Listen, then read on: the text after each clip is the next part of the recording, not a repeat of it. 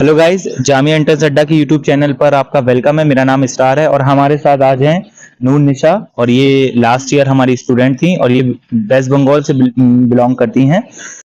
इनका इस बार जामिया में बीए ज्योग्राफी में एडमिशन हुआ है। आगे यही बताएंगी। आप बेटा अपना इंट्रो दे दीजिए। Hello guys, my name is Noor Nisha and currently I'm pursuing BA Honours Geography from Jamia Millia Islami. Okay, तो आपने मेरा क्वेश्चन है कि आपने जामिया ही क्यों ऑप्ट किया? रीजन क्या था आपका जामिया ऑप्ट करने का? बिकॉज जामिया जो है मतलब कंट्री के टॉप यूनिवर्सिटीज में से एक आता है, third ranking university and like ये दिल्ली में है तो इसमें बहुत ज़्यादा एक्सपोजर मिलता है। दिल्ली में है और सेंट्रल यूनिवर्सिटी है, तो आप समझ सकते हैं यहाँ की फैकल्टी, यहाँ का रिसर्च वर्क, यहाँ का एडमिनिस्ट्रेशन बहुत अच्छा है। बाकी जामिया के अलावा भी कोई और यूनिवर्सिटी को आपने टारगेट किया था? ओनली जामिया। ठीक है, इन्होंने जामिया ही टारगेट किया था। और जहां तक मेरी नॉलेज में इन्होंने 2 कोर्सेज जामिया के टारगेट किए थे, BA programme, BA political science, जिसका एक ही एंट्रेंस होता है। इसमें इनकी रैंक 2 थी। बाकी बीए ज्योग्राफी, सोशियोलॉजी, साइकोलॉजी इन्होंने टारगेट किया था। उसमें इनको ज्योग्राफी चाहिए था तो इन्होंने ज्योग्राफी ले लिया था। इनको पहली ही लिस्ट में उसमें ज्योग्राफी मिल गया था। इसके अलावा आपको जामिया की फैकल्टी कैसी लगी? कैसे यहाँ स्टाफ है और एज वेल एज कि आपके प्रोफेसर कैसे हैं? प्रोफेसर्स तो बहुत अच्छे हैं because they are highly qualified and like उसके साथ साथ वो लोग हमें जो आफ्टर ग्रेजुएशन क्या क्या कर सकते हैं बहुत सारे मतलब ऐसे ट्रिक्स बताते थे।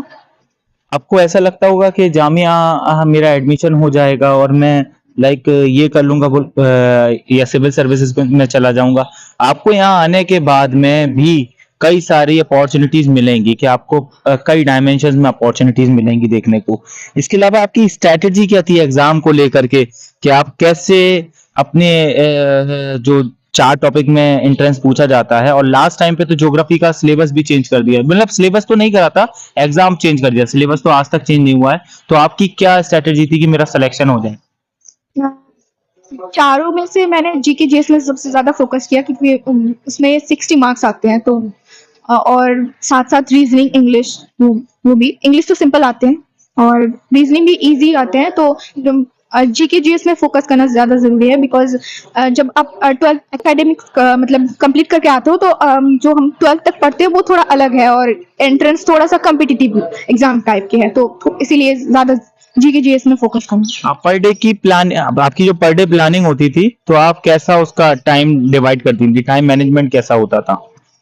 टाइम मैनेजमेंट ज़्यादातर जीके जीएस पढ़ते थे और बार बार मैं रिवाइज करती थी इसको और साथ साथ जैसे कि इंग्लिश हो गया तो उसमें वो कैब आते हैं तो इसीलिए उसे ऐसा है कि हर रोज थोड़ा थोड़ा वो कैब पढ़ना पड़ेगा क्योंकि उसमें वो तो रटने वाला चीज है। Okay okay okay. Per day planning के हिसाब से कुछ स्टूडेंट्स का टारगेट होता है कि हमें आर के हिसाब से स्टडी करना चाहिए, या फिर मैं और भी स्टूडेंट से ये बात पूछ चुका हूँ, या आप अपने टारगेट के हिसाब से स्टडी करती थी?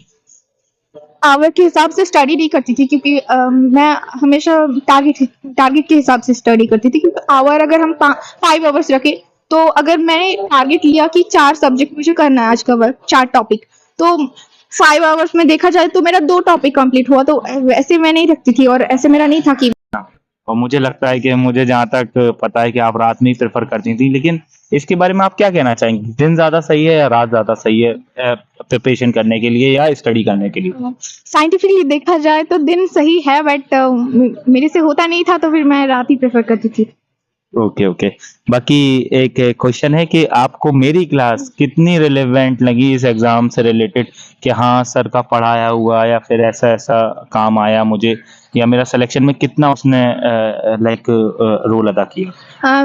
मेरा जो सिलेक्शन हुआ था बीए प्रोग्राम में तो उसमें बहुत मतलब आपने जो पढ़ाया था उसमें से सारे करंट अफेयर्स बहुत ज़्यादा आए थे मतलब जीके जीएस इसका मतलब बहुत ज़्यादा था आपके पढ़ाए हुए शायद 60% कह सकते हैं कि आए थे। ओके। बाकी जो मेरा जो डिस्कशन ग्रुप था वो आपको हेल्प करा था, जो आप लोग डिस्कस किया करते थे?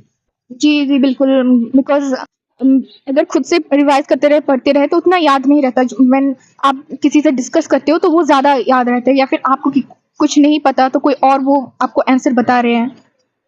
तो एक बहुत ज्यादा फनी क्वेश्चन आता है स्टूडेंट्स की तरफ से कि जामिया में विदाउट एंट्रेंस या फिर कोई जुगाड़ वुगाड़ से हो जाता है, आपका जुगाड़ से हुआ था ये चीज? नहीं नहीं नहीं, ये एंट्रेंस हाँ, एंट्रेंस क्रैक करना पड़ेगा ऑब्वियसली। आपको जहाँ तक है जामिया सेंट्रल यूनिवर्सिटी, यहाँ मारा मारी होती है, थाउजेंड ऑफ स्टूडेंट एंट्रेंस देंगे और आपको कुछ सीट्स के लिए फाइट करना पड़ेगा, लेकिन आप एक सही गाइडेंस में रहेंगे तो इजीली एग्जाम को क्रैक भी कर लेंगे।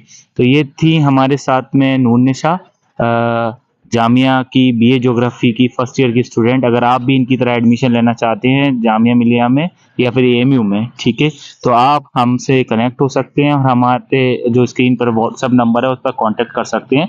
और इजीली बैच स्टार्ट हो चुका है, आप जल्द से जल्द कांटेक्ट कर लीजिए जिससे आप अपना जामिया में एडमिशन इंश्योर कर सकते हैं। Thank you for watching.